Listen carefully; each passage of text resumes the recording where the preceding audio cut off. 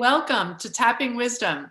I'm Sue Paternack, and I'm delighted to be here with Dr. Anita Rowe and Dr. Lee Gardenswartz. Lee and Anita have been role models, mentors, teachers to me for the better part of 3 decades. I learned my first lessons and got my first certifications in the area of diversity and inclusion back in the early 90s, watching their programs, attending their UCLA classes. So they've been really important in my learning journey in teaching and in coaching in the areas of diversity and inclusion. So I invited them here today to talk about their journey in this work and lessons that we can use for today.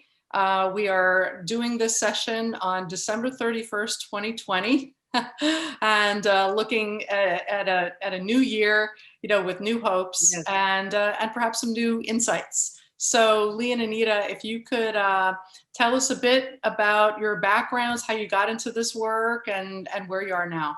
Sure. Well, it's great to be with you, Sue, because you've been a dear friend and colleague for years, and we've watched your growth and your career, and it's been a delight for us to see you continue to blossom. Lee and I have been doing this work for 40 plus years, and it was our second career. And so we started when we were young. We were 12 when we started. But nobody, I don't think, especially then, nobody just woke up in the morning and said, I want to make a career in D&I. First of all, there wasn't even a word for diversity. It wasn't called diversity in those days. But how we got into this, we were both secondary teachers in Los Angeles Unified School District. And at the time of mandatory integration in the late 70s, we were pulled out of the classroom. There were 2 of 3 teachers that were pulled to work on a specially funded staff development project to help the schools deal with this massive change. And that was our first formal kind of thing to grab us and get us into this thing called multiculturalism. Then they didn't call it diversity. And we loved it. We loved teaching adults. We loved doing the staff development work and the team building and the change work and the OD work.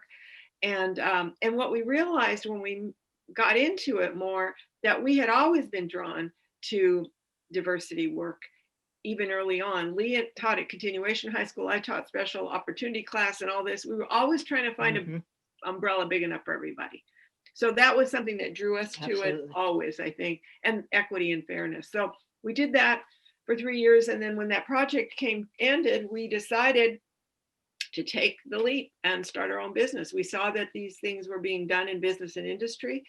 And so we started doing training and development.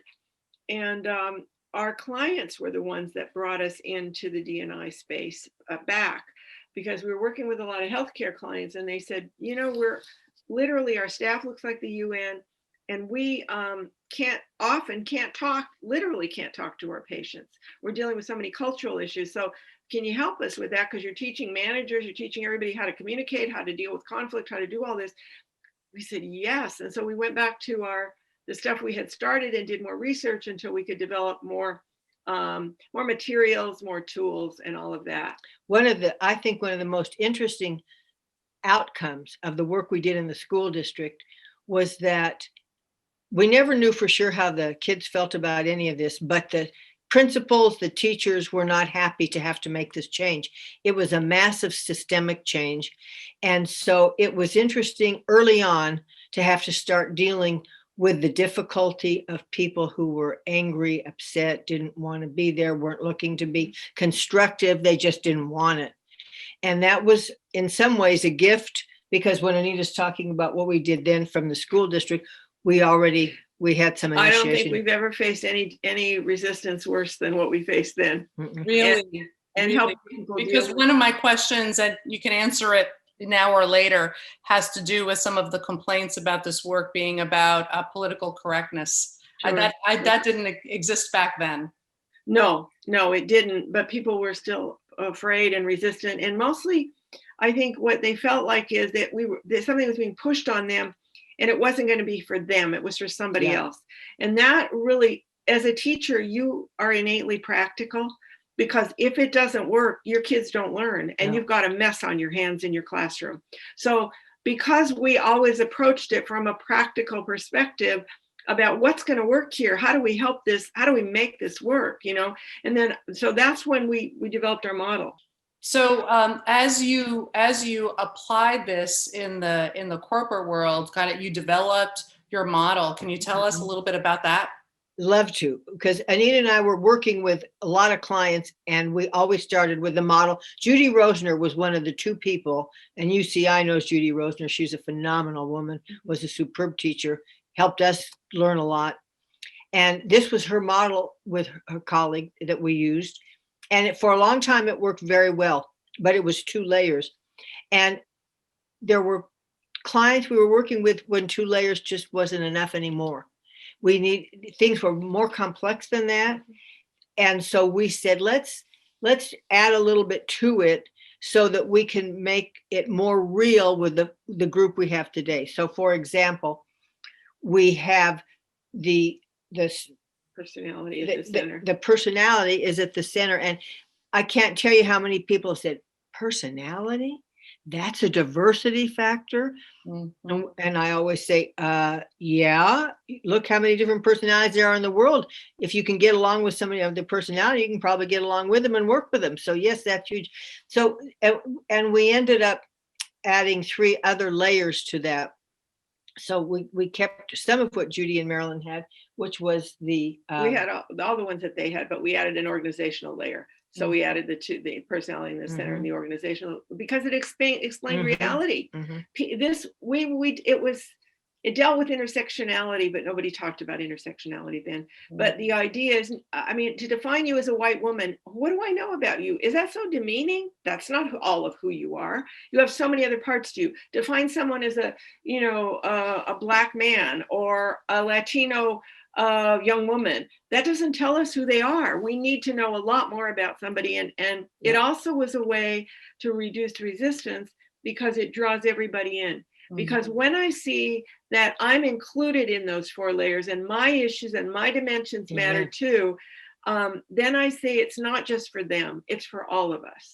But what was interesting, because we did have many more pieces, what was interesting was people who said to us, the reason you did this was because you wanted to water down the conversation. You wanted to give people a place to go, so we wouldn't be doing this to each other. So that they didn't have to talk about the real issues, which are race and gender. And we don't avoid that. Of course, that's part of it, and a powerful part. The first 2 things we notice about people when we meet them on the street before we know them is skin color, number 1, and gender, number 2, and age, number 3. So that's in our internal dimensions. We can't avoid that, of course, but that's not all of who we are. And I use that model too. I always thought of it, the image of it, almost being like a dartboard, right? Like with personality and the core of who we are, almost like our unique thumbprint in the center. Exactly. And then, as I recall, the ring that was around that, the demographics. Right, our skin color, our age, those kind of things were the things that we're born with. Yes, and then the layer, that's correct. Military experience, whether we're married, etc., is the next layer that we choose. And then you guys added that outer organizational layer, and people can be 100% different in all 3 of those internal layers. But if you do the same thing in an organization and you're at the same level, you could be massively bonded. Well, even, for example, one of the organizational dimensions is the field of work that you do. You have a mental model. All of us do. We do, because our field is human behavior. I don't have the mental model that an engineer does, or a scientist or a researcher. We approach problems differently because those mental models are different. We talk a different language because of that. But it was certainly interesting to use this model, because I remember doing a focus group in Philadelphia with a group of, and it ended up to be probably a dozen women. And as they were talking, it got to the point where they started talking about being mothers. And of the 12, 9 had kids, 3 did not. And it was so interesting to see the entire conversation shift to what it was like to be a parent, start talking about your kids. And I'm watching all this because 3 people now are no longer involved.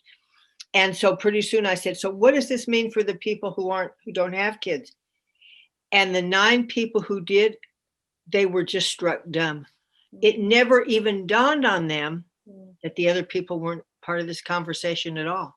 Yeah. It was very interesting. So, I mean, there's a lot of things there. Well, and those dimensions are all ways that we can look at inclusion, exclusion, power and privilege, bias and assumption. So all of that can be woven in there. And so it gives people a framework to talk about something that they're scared to talk about.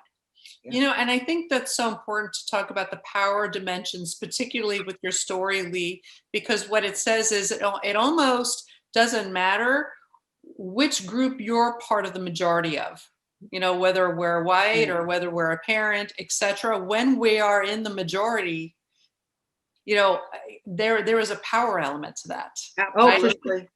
Some of my friends are Spanish speakers, and when they get with mostly Spanish speaking, they tease, they laugh, they joke, but they get it that at that particular moment they've got the power. So I think your point is a good one in terms of looking at. Yeah. Well, and part of our work is that make people aware of it. When you have that position, when you're in that spot, to pay attention to the fact that yes, you have it, and somebody else doesn't, and how do you include them, and how do you change that dynamic? Yes. Absolutely. And so, you know, at first the field was called diversity, and then inclusion was added to it. So now it's DEI. Every DEI and belonging is part of it too. So I'm wondering if you could give us your perspective on the difference between all of those terminologies. Well, I love it. One of our clients always, did the tape that introduced the sessions. He was the leader of the organization, was from Japan, but he said, diversity is getting invited to the party and inclusion is getting asked to dance. Oh. And I love that because we all know what it's like to be at the table and nobody care what you think. Mm-hmm. So diversity is the noun, inclusion is the verb. And within that include, you have to have equity. People have to have a chance at access in a way to be respected, be heard, be listened to, be asked, be invited, and be included in that. So that's how we see it. Yeah. So your work then shifted from using this model, which originated from Dr. Judy Rosner from UCI, yay, and to your model that integrated emotional intelligence, which I think people would really like to hear about.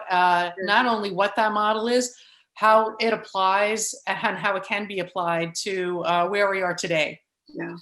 Well, our colleague, first of all, our thing is practical. We're always trying to figure out how to help people. And our clients tell us, everybody at the beginning, our first diversity book, Managing Diversity, people said, wow, everybody tells us it's an issue that we have to pay attention to it, but nobody tells us how. You guys give us practical tools. And it's always important for us that we teach people, give them some help. How do you deal with it to be more effective?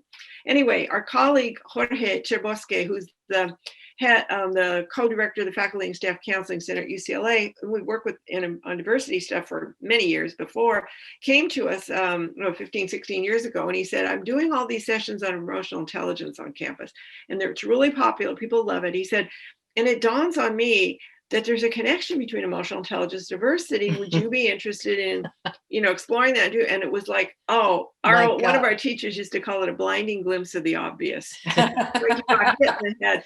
We said, oh my God, we are not neutral in the face of differences. Never. We have reactions. I'm excited. I'm enthused. I'm interested. I want to know. I'm curious. I mean, I'm drawn to differences for that. I'm also and irritated. I want to rip it up. We don't make it. I'm fearful. So there's a lot of them. And we said, that's it. Because we could see that with organizational work or individual work, we would only go so far and then it would stop. You couldn't break through this barrier. And it dawned on us it was the emotions and the emotional responses we had that was the barrier. So that's when we developed our model. And I'm going to tell you about the model. I'll make it real quick, but I do want people to have an understanding. It has 4 parts, and 2 parts are looking at yourself. It's not about you with others. It's you understanding you. How do you deal with issues, with differences, things like that? I'll get more specific in a minute. But then the other 2 parts, the other half of the model, is you in relationship to others, whether it's your business partner, whether it's your child, whether it's the group that you're working with. anybody who's the other, not just you. Okay, so I'm gonna put my glasses on so I can make sure I get everything I want to say. Sure. Okay, so first, there's affirmative introspection is the first one, and that has us look at us. How do I deal with change? How do I deal with differences? What pushes my emotions? Where am I biased and not even with people? So you have to start looking at that piece of yourself and own that. And then the second part is self-governance. And that says, okay, I looked at all these things over here. I recognize them. How do I handle them? How do I manage them? How do I deal with them? And that looks at things like, how do I deal with change? Because obviously we're living in a very changing world. And it looks at things like, how comfortable are you in your own skin? And because if you think about it, how comfortable you are also would impact how you're able to deal with some of these differences. So, I mean, this is the quick down and dirty, but first you define them and then you say, oh, how am I doing with these things? Okay. Now, the second part of the model, the other half, we start with intercultural literacy. And I love that because for me, culture is such a massive part of this.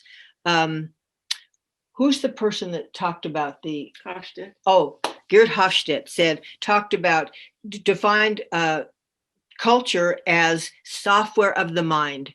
Oh, When I said that's all these big books I read, and I could have heard that and gotten it. I mean, that's it. You don't even know where you get these things. You don't know how you're this way. It's planted and it grows. So yeah, I just want to say one of our trainers, we do a lot of train the trainers, and one of our trainer groups came up with a wonderful addition to this, and I loved it. They said if culture is our software, then bias is a virus in our software. Wow. Isn't that a great way to look at it? We all want to clean our software out and make it better and get rid of the bugs and the viruses. But that's a virus. And so it makes it like, I'm not slapping anybody's wrist. We all want to get rid of the viruses. Mm-hmm. I love that. No, I'm glad you did that. I forgot about that, but that's absolutely correct. So the intercultural literacy works on the premise that we start looking at culture.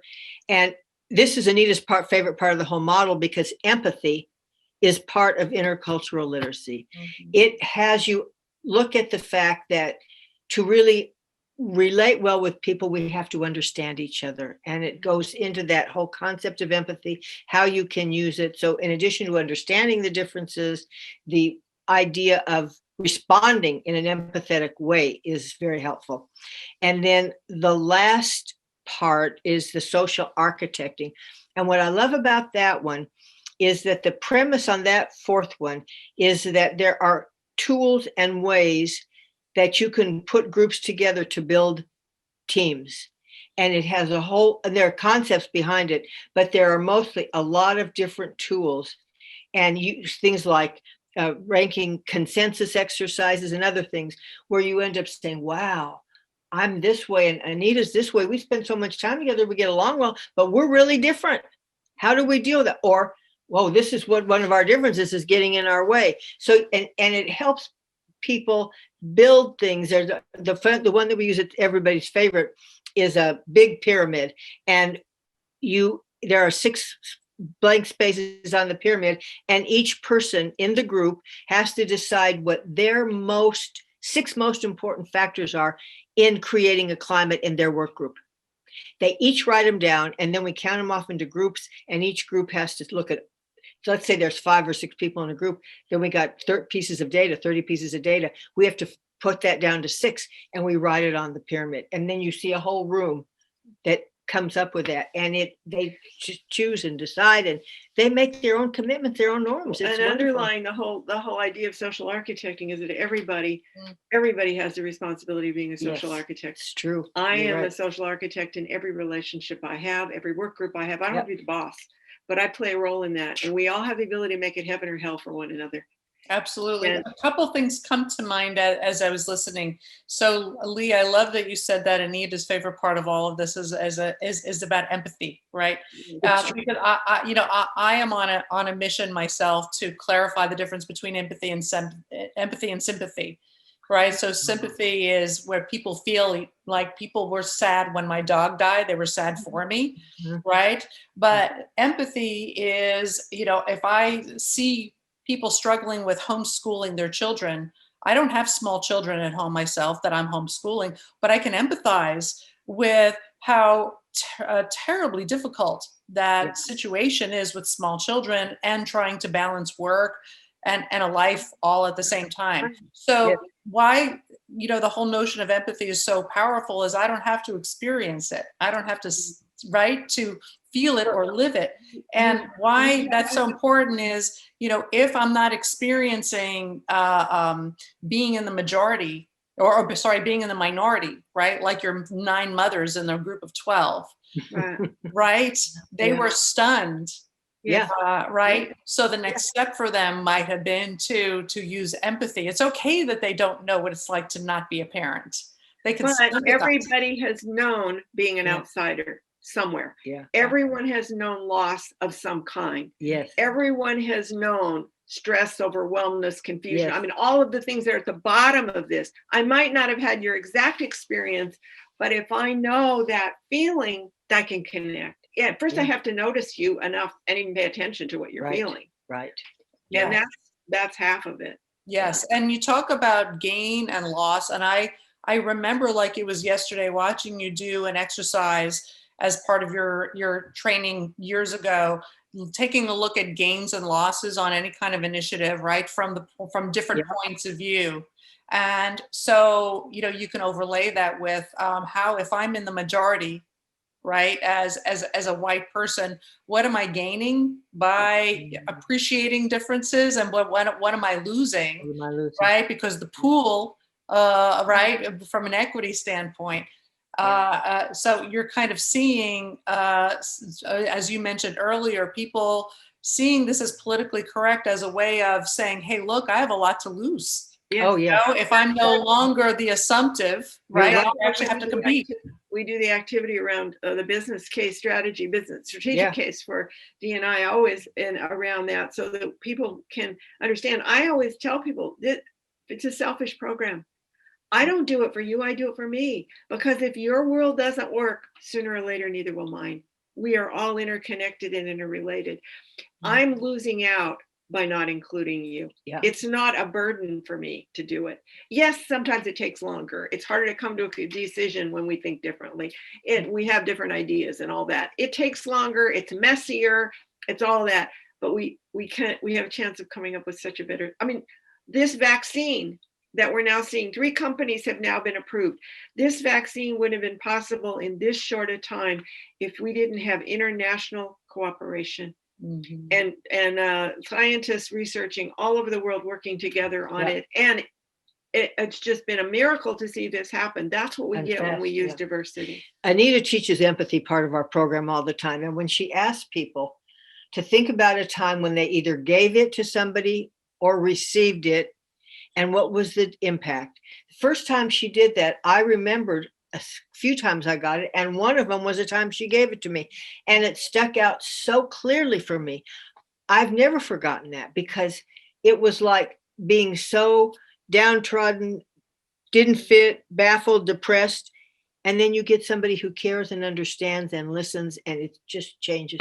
But when we really experience empathy, it doesn't just change the relationship, it has the power to change our own behavior. It really does. And while we're talking about diversity, there are some universal truths. And I don't think it's bold to say that a universal human truth is that we all want to be treated with respect. Absolutely. Absolutely. Amen. Right. We all define respect differently.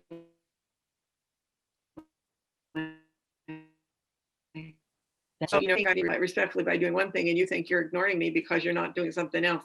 So we have to, again, with empathy, understand, what does respect mean? I'll give you an example. My husband was ill with cancer for a number of years before he passed away. And I was always the problem solver, fixer, I always want to make it better. And at one point I said, he was not, I suggested something, he wasn't buying it. And I said, because I was always next, better doctor, better treatment, find something else to work. And finally I said to him, I just want you to have a better life. And he looked at me and he said, I like my life the way it is. Mm. Now, I don't think he did, but what he was saying to me, if I could put my empathy hat on and try harder to listen, it was, I'm not who I used to be and I already feel limited. And you're not accepting me the way I am. And every time you try to make it better, you're not accepting me anymore. Yeah. And Powerful. when I finally heard that, it was so powerful that that was not my intent, obviously, but that was the impact. Yeah. And I changed my behavior. I stopped doing that. And I think there's so many times when we think we're doing something to help somebody, but we're not listening to them. Is that really what they want? I mean, we've seen it organizationally. Oh, I'll give her my favorite organization. Hers is powerful and deep. I'm going to give you one that's much more shallow, but such a clear indicator. Sure. We were working with a group in Texas, and this guy was trying to help me, and I was trying to work with him. And so he said, yes, ma'am, do that, ma'am. And every time he'd call me ma'am, I'd say, my name is Lee. What's your name? My name is Lee, ma'am. And this went on. So I finally said to him, maybe you didn't hear me, but you could call me Lee. That's not a problem for me. He said, oh, ma'am, I could never call you Lee. That would be so disrespectful. Never did I think it would be disrespectful. He wasn't raised that way to call somebody he doesn't know by my first name, their first name. It was really interesting, a quick learning experience I have not forgotten. Yeah, very, very important to understand regional differences. So what I love about both of those is because we're talking about this also from a leadership perspective, is where leaders, as people too also have these experiences, but also can make the same mistakes, the same assumptions. A great example. We were working with a client, and the CEO is a woman, and she had focus groups in her organization. And one of the groups that was really upset and had a lot of issues to talk about were the people with young kids, the kids, people that had kids, and that were young, that needed taken care of, mostly women, and talked about how tough it was working extra late nights, coming in on weekends, taking time away from them and with their kids, blah, blah, blah. She didn't have children herself, but she was so upset, she cried when she read this stuff. So she had a meeting with the focus group, and she said, I heard your feedback, and I've spent time thinking about it, and I've got a solution. Here's what we're going to do. Anytime I have to ask you to stay late overtime or come in on a Saturday, we're going to have a room set up here for your kids. We're going to have somebody to take care of them, like a daycare person, and they'll be taken care of. And she goes on and on and on and on. And the people sitting in the room said, no, you don't get it. We don't want someplace to put our kids. We want to be with our kids. She meant well, but she didn't hear what the real issue was. She didn't listen. I mean, she was trying. I give her credit for that and for caring. But we have to take that second step of letting them help us tell us, what is it that would make this better for you? Yeah. Asking as opposed to trying to jump in and problem solve, which as leaders we're used to doing, right? We're used to trying to fix it. Supposed to do. And that's one of the problems with empathy, is that I want to fix it before I really understand it or hear it. Yeah, absolutely. Yeah. So in this time of being remote, clearly, this is a fixed. We're not going to be in this remote situation, 100% forever. Promise? Can you promise that? I do promise. However, probably some of it will remain. Oh, it for sure will. Right? Yeah. So as we move out of this and the world heals from COVID, and we can all see each other in person again, some workplaces are going to keep the remote work. It might become hybrid, and then others will be in person. So how can we use the emotional intelligence elements that you were talking about to really continue to keep people feeling that they're included and they're connected, while we're also, doing things remotely or even in a hybrid situation? I think it's a great question, and one that we just are writing an article about right Mm-hmm. now, because one of the things we need most during stressful times is support. And one of the things we're not getting is support because we don't have the natural support that happens in the office, in the workplace, when we're bouncing around together and we're grumbling in the bathroom or at the coffee machine or whatever. We're talking about what's going on, and we can share our issues and get support. We don't have that when we're remote. So how to make that happen? And so we're just doing an article about that now, about what are some ways to do that virtually. So every time you pull your group together for a Zoom meeting, how to do something that connects people at a deeper level than just what project they're working on. So, what's the biggest challenge this week that you're dealing with, and what is something you're learning from this, and how are you feeling now? What's going on for you? There's a new model out now that came from the university. God, I'm sorry, I don't have the citation, but it's called, and they took the idea of post-traumatic stress and they changed it to post-traumatic growth. Oh. And that there are 5 steps for how do you make growth come out of painful experiences. And that's something all of us have always, what doesn't strengthen, what doesn't kill us strengthens us, what Nietzsche said. I mean, we've been saying this for years. But what's nice is that they have 5 pieces of how do you grow from this. One is gratitude, focusing on that. So that could be another piece of your support kind of activities, but kind of thinking of every Zoom call, every Zoom meeting as a team builder, not just a task meeting, and putting something in there that connects people. And that helps with inclusion, because it helps people to continue to treat each other as 3-dimensional human beings, and not as literally 2-dimensional squares on a screen, as well as on an organization chart, right? Well, We're not just one our of the job. things I think is nice has been it's taken away some of the hierarchical barriers, because when you see your boss sitting there in his sweats and his kid runs in and the dog jumps on him and all that, or her, it humanizes us all, because we're all kind of left without our makeup, without our positions, without our stripes on our shoulders. And that's kind of humanizing. But the two of you already kind of referred to this, but I'm thinking about a client we just worked with where we streamed a couple 2-hour sessions of overtime. And we asked them to look at a couple of things that were related to their specific task. But I'm thinking that they did that in their small groups, and then they shared some information. You could ask people to do that and say, we're not working the way we used to anymore. So one of your tasks is to come up with 3 things that would make everything better for all of us, and listen to everybody's group, and then see what can we do? What's possible to actually use and do? Yeah. Those are really powerful.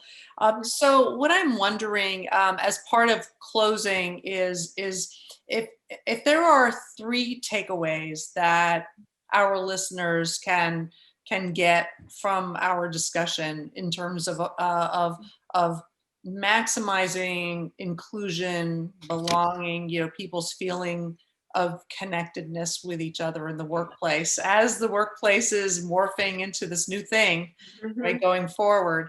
What might those 3 things be? We're going to cheat and say 4. Okay, go for it. Because we tried really hard. First of all, the first 2 things that are critical around D&I, around emotional intelligence diversity, are to be aware. Number 1, be aware. Be aware of your own feelings, be aware of what's going on, be aware of what's happening for you, being able to articulate those feelings. We know from brain research, just being able to articulate a feeling reduces the emotional impact in the amygdala. So just if I can say, I'm scared to death, I felt betrayed, I felt diminished, just saying that makes you less so, but being aware of what's going on for you, what's going on in your environment. Okay. And the second one is, what's her name? Maya Angelou said, when I know better, I can do better. Once you know better, now you have a responsibility to do better. Be intentional. I have always choices, even in a situation I don't control. I have the choice of my attitude. I have the choice of my behavior, of how to, impact the situation. So be intentional. If I see something going on, what am I going to do to make it better? Third, Mhm. be curious. We have noticed the importance of curiosity by looking at some of the people in our classes. It's such a gift to be curious because you are continuing to always explore and see, what else does that mean? What else could I do with this? How is that? It just, the whole idea of curiosity means that you're not stomping down on something. It's part of your learning. So it keeps you open and it keeps you looking for more. And then the last one, and this, Anita and I feel so strongly about this, cultivate an attitude of gratitude.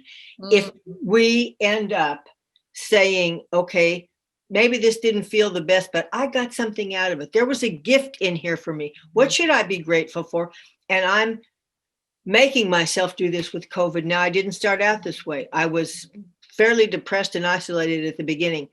But now I keep saying, look what I'm getting out of this, what I've chosen it. No, but look at all the gifts that I'm getting, even if it's not something that I chose. So cultivating an attitude of gratitude is absolutely critical. That's just so powerful, because it's almost like having empathy for oneself as well as for as well as for That's others. a great way to look at it. I didn't look at it like that, but you're right. You're right. Yeah. And I think, I think these are also important because sometimes I'm hearing people take some of these things a little so far that they're calling people out when they sense that there's some insensitivity going on, and and people are meaning well. And I think what they're forgetting is the person that they're calling out, may have been very innocent. So there's that whole intention versus impact thing. So we may have really good intentions with our curiosity, and how can we do that in a respectful and empathetic way, right? And just look at it not as political correctness or calling out on a mission, but as connecting. So and understanding each other. Well, and I mean, our job is never to diminish anybody. Oh my gosh. And even though it happens, I don't think anybody intends to do that. Yeah. But if it does happen, that you don't get defensive about it, that you own it, that wasn't my intent, and that doesn't change the fact that it was your hurt, or that it was it. So help me understand, what's a better way for me to do it? What could I have said instead? So try to learn in that way. Yeah, absolutely. It's so fun to talk to you. It has been such a delight to talk with you. We could have probably done this for another 2 hours. Thank you for sharing your wisdom with us. We can kind of keep the conversation going, but in the meantime, if you're interested in more about Lee and Anita's work, you can look them up at the EIDI Institute. And you can always check them out on LinkedIn or Google. So thank you very much, Lee and Anita, for your time and wonderful insights. Thank you. Great. It was everybody really have a happy New Year too. Yeah. Happy New Year, everybody. Happy New Year. That's right. Thank you for reminding us. Okay. Take care. Bye-bye.